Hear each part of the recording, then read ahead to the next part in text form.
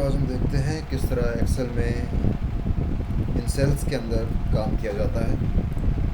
Lastly हमने discuss किया था कि इस एक्सेल में स्प्रेडशीट जिसमें कि ऑफकोर्स कॉलम्स एंड रोज होते हैं, एंड देन इन कॉलम्स को अल्फ़ाबेट से रिप्रेजेंट कर रहे हैं, इन रोज को सेल नंबर से रिप्रेजेंट कर रहे हैं, एंड देन इनको मिला के सेल बन रहा है। आज हम ये सीखेंगे सबसे पहले तो कि इन सेलों में काम कैसे किया जाता है, क्योंकि आखिर में हमें इसी में ही काम करना है एक्सेल में। ओके, तो सबसे पहले जान लीजिए कि हर सेल का अपना एक नाम होता है, और वो नाम किस हिसाब से दिया गया है।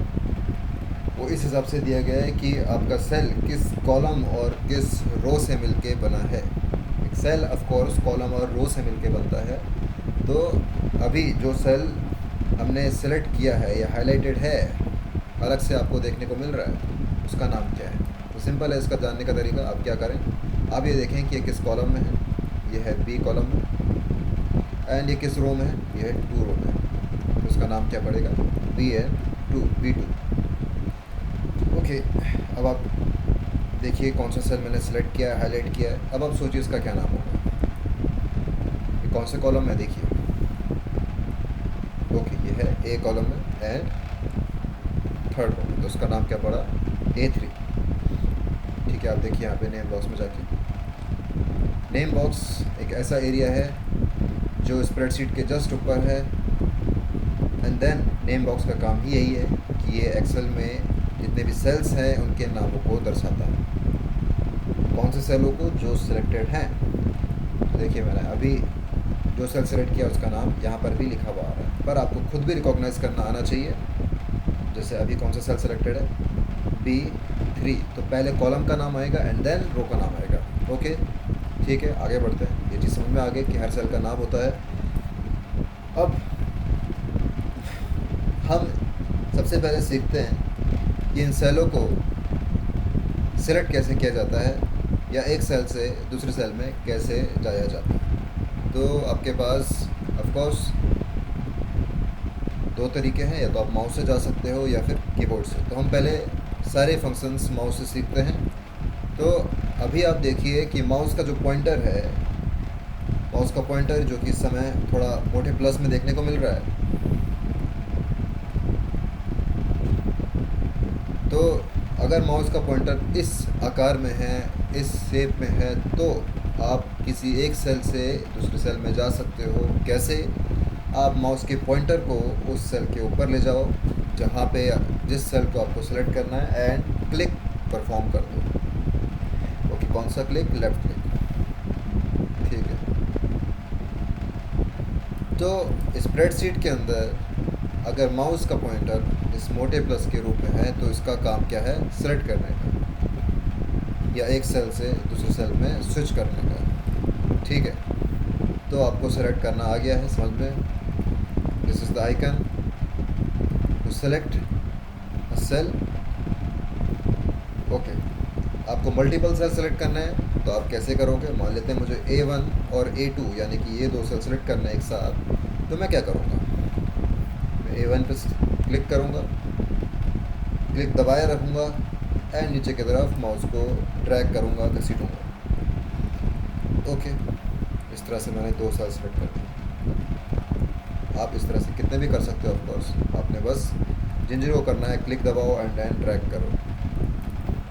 ओके, अब जब हम मल्टीपल सेल सेलेक्ट कर रहे हैं, आप नोटिस करना कि किस सेल का नाम यहाँ पे लिखा है। अब आप ध्यान दीजिए कि सारे सेलों का नाम नहीं लिखा रहा है नेम बॉक्स में, जबकि सिलेक्ट 6 सेल है, A1 से लेके B3 तक, यानी कि A1 B1 A2 B2 A3 B3। लेकिन नाम सिर्फ उसका आ रहा है जो हाईलाइटेड है, जो अलग से आपको जिसको देखने को मिल रहा है। देखो आप, ये अलग से दिख रहा है। ओके, अगर मैं सिलेक्ट यहाँ से करना शुरू करता, तो देखिए इस बार नाम चेंज है। मैं नीचे की तरफ से ऊपर की तरफ आया, तो इस बार ये सेल जो है ये एक्टिव सेल है, ये सेल जो है ये हाईलाइट हो रखा है अलग से। खैर, सेलेक्ट करना हमें आ गया। आगे बढ़ते हैं दूसरी तरफ। अब देखिए कि हम किस तरह से सेल के अंदर लिखे गए डेटा को एक जगह से दूसरी जगह ले जाए। तो मान लेते हैं मैंने A1 के अंदर 56 लिखा है, अब 56 एक नंबर है, आप देख सकते हो कि नंबर जो है सेल के लेफ़्ट साइड आ रहे हैं। अगर मैं टेक्स्ट लिखता तो लेफ़्ट साइड आ रहा है। अच्छा बाय द वे ये किस साइड आएगा सोचिए, इसमें नंबर भी है और कैरेक्टर भी है, ये किस साइड आएगा? ये आपका लेफ़्ट साइड ही रहेगा, क्योंकि ये अब नंबर नहीं रहा, अब ये टेक्स्ट में बदल गया है, क्योंकि इसमें एक कैरेक्टर जुड़ गया है। कैरेक्टर जुड़ने के बाद कोई भी चीज़ नंबर की मान्यता उसको या नंबर की मान्यता से नहीं दी जाती है अगर उसके साथ कैरेक्टर जुड़ जाए तो। ठीक है, अब देखिए मान लेते हैं आपको इस डेटा को 56 को जो कि A1 के अंदर है, इसको आपको B1 में ले जाना है, तो आप ये कैसे करोगे? हम देख रहे हैं माउस के दूसरा टाइप का जो पॉइंटर है, अभी हमने मोटे प्लस को देखा, अब आप देखिए दूसरे तरह के पॉइंटर को। ये अगर मैं माउस के पॉइंटर को बॉर्डर में ले जाऊँ, ये देखिए सेल के बॉर्डर में, तो माउस का पॉइंटर का आइकन थोड़ा सा चेंज है, नोटिस कर सकते हो आप, देखिए बॉर्डर में थोड़ा सा डिफरेंट है। जब माउस का आइकन इस शेप में हो तो आप अब मूव करा सकते हो अपने सेल के डेटा को एक जगह से दूसरी जगह। देखिए मैं क्लिक दबाता हूँ एंड ड्रैग करता हूँ, मुझे B1 में ले आना था तो मैं यहाँ पे ड्रैग कर दिया। ओके, इसको मैं वापस लेके आता हूँ यहीं पे। हमने क्या ध्यान दिया कि अगर हमें डेटा को मूव कराना है तो हम बॉर्डर में रखेंगे एंड देन मूव कराएंगे इस तरह से। चलो इस पार्ट में कोई दिक्कत नहीं है। अब देखिए मैं आपसे पूछता हूँ, A2 के अंदर जो डेटा है, मान लेते इसको B3 में ले आना है, तो क्या करोगे आप? सबसे पहले ओके, आपने क्या ध्यान देना है, माउस का पॉइंटर इस आकार में हो। ये देखिए कहाँ है, बॉर्डर में। बॉर्डर में भी किस जगह पे? ये चारों तरफ, बस एक जगह को छोड़ के, वो यहाँ पे जहाँ पे आपको छोटा सा स्क्वायर देखने को मिल रहा है, यहाँ पे से नहीं करना है आपने। जब माउस का आइकन कुछ इस शेप में हो, इसमें एरो भी दिख रहा है और चारों तरफ नेविगेशंस दिख रहे हैं, तो जब इस तरह का हो तभी आप मूव कराने की केपेबल होंगे। इसका नाम क्या है? इसीलिए मूव। ये देखिए कहाँ है, चारों तरफ है, सिर्फ एक जगह छोड़ के ये। तो सेलेक्ट ये है मोटा प्लस, ये मूव है। अब तीसरी तरह का आइकन समझिएगा, तीसरी तरह का आइकन होता है माउस का ये पतला सा प्लस, जो कि सिर्फ एक ही जगह देखने को मिलता है, बॉटम राइट। ठीक है, अगर माउस का आइकन इस शेप में है तो आप अब अपने डेटा को कॉपी पेस्ट कर सकते हो। तो मान लेते हैं मैं यहाँ पे एरो रखता हूँ, क्लिक एंड ड्रैग करता हूँ नीचे की तरफ, तो देखिए क्या हुआ, डेटा एक जगह से दूसरी जगह चला गया। मैंने जितने सेल नीचे लाऊंगा या दाएं बाएं ले जाऊंगा, उसके सेलों में वो आ जाएगा। तो कॉपी पेस्ट हो रहा है, लेकिन आपने जो ध्यान देना है वो क्या ध्यान देना है कि लगातार में हो रहा है। ऐसा नहीं है कि मैं यहाँ पर का डेटा यहाँ लेके आ सकता हूँ इसकी मदद से ऐसा नहीं हो सकता। इसकी मदद से अगर कॉपी पेस्ट हो रहा है तो लगातार सेल्स में हो रहा है, कॉन्टीन्यूस सेल्स में हो रहा है, मैं बीच का नहीं छोड़ सकता एक को। मान लेते हैं कि मुझे ये जो डेटा है वो इस सेल में लाना है, इस सेल में नहीं लाना, तो ऑटोफिल की मदद से वो इसमें भी आएगा, इससे भी होके गुजरेगा, ये दिक्कत है। ओके, तो टोटल ला के ये इस जो पर्टिकुलर माउस का आइकन है इसको हम बोलते हैं ऑटोफिल हैंडल। एंड इसकी मदद से क्या होता है, इसकी मदद से हम अपने सेल के डेटा को कॉपी पेस्ट कर पाते हैं। सेल एंड डेटा, ये डेटा। ओके, माउस के 3 आइकन देखे आपने, मोटा प्लस इसको सेलेक्ट कहते हैं, ये एरो पॉइंटर्स के साथ, नेविगेशन के साथ, इसे बोलते हैं मूव। एंड ये तीसरा क्या है, ऑटोफिल हैंडल। ओके, ये 3 तरह के आइकन हैं, इनके नाम ये सब हैं। आपने देख लिया, इसका काम सेलेक्ट का है, इसका काम कट पेस्ट का है या मूव का है, और इसका काम कॉपी पेस्ट का है। ठीक है, और भी तरह के आइकन है स्प्रेडशीट में माउस के, और भी देख लीजिए। अब देखिए अगर मैं माउस के पॉइंटर को इस कॉलम वाले एरिया में ले जाऊँ तो माउस का आइकन थोड़ा चेंज हो गया। एक एरो बना हुआ है और डाउन की तरफ पॉइंट कर रहा है, और मैं अगर अब क्लिक करता हूँ तो देखिए क्या होगा, हुआ क्या, ये पूरी कॉलम सेलेक्ट हो गई है, जहाँ तक भी है ये पूरी कॉलम हमारी सेलेक्ट हो गई। तो माउस के इस पॉइंटर का काम क्या है, सेलेक्ट कॉलम। आप इसका नाम भी यही बोल सकते हो, सेलेक्ट कॉलम। अच्छा, इस तरह से आप रो भी सेलेक्ट कर सकते हो पूरी एक साथ। आपने क्या करना है, माउस के पॉइंटर को इस बार रो की तरफ ले जाना है। अभी कौन से रो में है, सेकंड रो में। मैं क्लिक करूँगा, क्या होगा, पूरी सेकंड रो सेलेक्ट होगी। ठीक है, यहाँ पे लेके आता हूँ, देखिए कहाँ पे सी कॉलम है, क्लिक करूँगा, सी कॉलम सेलेक्ट हो गया। फिफ्थ में लाता हूँ, क्लिक करता हूँ, पूरी फिफ्थ रो सेलेक्ट हो गई। ओके, तो इसको रो सेलेक्ट बोल सकते हो आप इस आइकन को, एंड देन इस आइकन को आप क्या बोल सकते हो, कॉलम सेलेक्ट। ठीक है, ये भी हो गया। तो माउस की अभी तक हमने 5 आइकन देखे। ये सेल सेलेक्ट करने का काम करता है। इसका काम क्या है, मूव, कट, पेस्ट। इसका नाम जो है वो मूव है, वैसे कट पेस्ट इसका काम है, ये मूव सेम चीज़ होती है।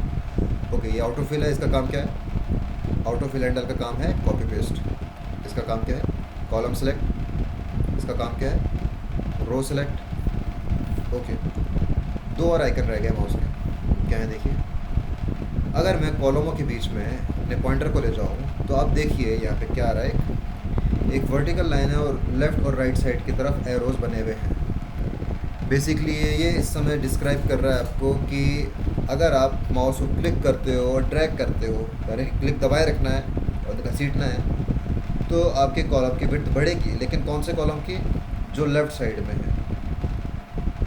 मतलब अगर ए और बी के बीच में आपने माउस के आइकन को इस तरह से रखा है तो कॉलम की विड्थ बढ़ेगी, लेकिन किस कॉलम की, जो लेफ़्ट साइड वाला कॉलम है। इस समय इस केस में कौन है, वो ए कॉलम। हम विड्थ क्यों बढ़ाना चाहेंगे वो बात की बात है, मैं बताऊंगा आपको क्यों विड्थ बढ़ाना चाहोगे। अच्छा, ऐसी रो की हाइट बढ़ानी है, आप क्या करो, कॉलम रो के बीच में माउस के आइकन को ले जाओ, क्लिक एंड ड्रैग करो। इस बार देखिए माउस का जो आइकन है वो हॉरिजॉन्टल लाइन है और ऊपर और नीचे की तरफ इंडिकेशन हो रहा है, यानी कि अगर रिसाइज हो रहा है तो ऊपर या नीचे की तरफ होगा। वहाँ किधर था, लेफ़्ट और राइट, यहाँ ऊपर नीचे, क्योंकि अभी रो की हाइट बढ़ाएंगे और कॉलम की विड्थ। देखो, विड्थ अगर बोला गया है, विड्थ मतलब चौड़ाई, तो कॉलम की बात की जा रही है, हाइट की बात की जा रही है, यानी कि रो की बात की जा रही है। हम कभी ये नहीं बोलेंगे कि कॉलम की हाइट बढ़ानी है, कॉलम की हाइट नहीं बढ़ सकती कभी भी, ऐसी रो की विड्थ नहीं बढ़ सकती। रो की हाइट बढ़ेगी या घटेगी और कॉलम का विड्थ बढ़ेगा या घटेगा, जो भी है। अच्छा, खैर, अब एक क्वेश्चन पुट करता हूँ आपके सामने। मान लेते हैं मुझे सी कॉलम की विड्थ बढ़ानी है, इस पूरे कॉलम की विड्थ बढ़ानी, क्या करें। तो आपने क्या करना है, आपने सी कॉलम की विड्थ बढ़ाने के लिए सी और उसके बगल वाला कॉलम यानी कि डी, उसके बीच में पॉइंटर रखना है, एंड देन आपने क्लिक एंड ड्रैग करना है। यानी कि आपको जिस भी कॉलम की विड्थ बढ़ानी है, आपको जिस भी कॉलम की विड्थ बढ़ानी है, उसके राइट वाले कॉलम के बीच में पॉइंटर रख के आपको ये काम करना है। तो यानी कि अगर मुझे एफ़ कॉलम की विड्थ बढ़ानी है तो मैं क्या करूँगा, एफ़ और जी के बीच में पॉइंटर रखूँगा और क्लिक एंड ड्रैग करूँगा। ठीक है, सेम फॉर रो। मान लेते मुझे थर्ड रो की हाइट बढ़ानी है, तो उसके नीचे वाले जो भी हमारे पास सेल है, इन दोनों के बीच में पॉइंटर रखूँगा and then click and drag करूँगा, इससे थर्ड रो की हाइट बढ़ेगी। तो अब मैं पूछता हूँ ऐसी, जो सेकंड की हाइट बढ़ानी है तो क्या करना है, सेकंड और थर्ड के बीच में रखना है, उसके बाद वाले के बीच में। उससे पहले वाले में करोगे तो इससे फर्स्ट की बढ़ेगी, यानी कि जिसके भी बीच में रख रहे हो उसका लेफ़्ट वाला यहाँ पे बढ़ रहा है और यहाँ पे जिसके बीच में रख रहे हो उसके ऊपर वाला उसकी हाइट बढ़ रही है। ठीक है, तो हमारे पास माउस के 5 आइकन देख लीजिए वापस। लास्टली ये मोटा प्लस सेलेक्ट करने का काम करता है, चाहे एक सेल सेलेक्ट करो, चाहे मल्टीपल करो, या एक सेल से दूसरे सेल में जाने का काम भी करता है। इसका काम क्या था, मूव, एक सेल के डेटा को दूसरे सेल में ले जाना। इसका काम क्या है, एक सेल के डेटा को दूसरे सेल में कॉपी पेस्ट करना। ऑटो फिल हैंडल है इसका नाम, और इसका काम क्या है, कॉपी पेस्ट। इसका काम क्या है, पूरे कॉलम को सिलेक्ट करना। अब आप एक से ज़्यादा करना चाहते हो तो क्लिक एंड ड्रैग करोगे, और विड्थ बढ़ानी है तो एक कॉलमों के बीच में यहाँ पे आइकन रखोगे, और इसे किस कॉलम की बढ़ेगी, जो लेफ़्ट साइड में। अच्छा, पूरी रो सेलेक्ट करने के लिए ये है, देखो इंडिकेशन ही माउस का किस साइड है, राइट साइड की तरफ है, एरो का इंडिकेशन, तब राइट साइड की पूरे एरिया को सिलेक्ट करेगा। एंड यहाँ पर आप देख सकते हो कि अगर रो के बीच में आइकन रखोगे तो रो की हाइट रो की हाइट बढ़ा सकते हो, घटा सकते हो। That's it. फिलहाल हमने माउस के ये 7 आइकन्स थे। सेलेक्ट, मूव, ऑटोफिल, एक बार select, move, autofill, select column, select row, column width, row height. Okay that's it, आज के लिए इतना ही।